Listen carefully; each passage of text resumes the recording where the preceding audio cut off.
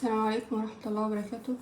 وأهلا وسهلا بكم في قناتي، قناة نجوم زمان 1 الطبخ والمشغولات اليدوية، تعديل المشغولات اليدوية والزراعة.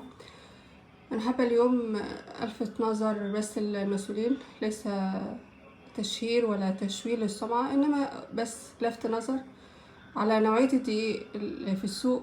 مش نوعية خفيفة جدا لدرجة إن الكيك لثالث مرة تفشل بسبب إن الدقيق خفيف. فمش عارفة ده النوعية دي، يعني يا ريت المسؤولين ينتبهوا لهالشيء. كنت بحط للخبز دايما الكوبايتين ونص عليهم كوبايتين كوباية دقيق. دلوقتي لا، كوباية الدقيق دي بتكون خفيفة جدا. كوبايتين ونص دقيق صاروخ خفاف جدا على كوباية مية، يعني صارت دلوقتي لازم اقلل المية علشان اعمل الدقيق. اما بالنسبة للكيك انا بحط المكونات من سنين، من اكتر من 30 سنة بحط المكونات الكيك بنفس الطريقة. لتالت مرة تفشل، معرفش بتفشل بسبب الدقيق، لان الدقيق نوعيته خفيفة جدا.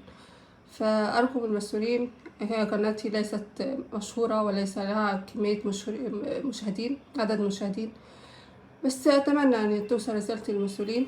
ورسالتي مجرد تنبيه، ليس تشهير ولا تشويه، انما هي مجرد تنبيه. وشكرا لاستماعكم، والسلام عليكم ورحمة الله وبركاته.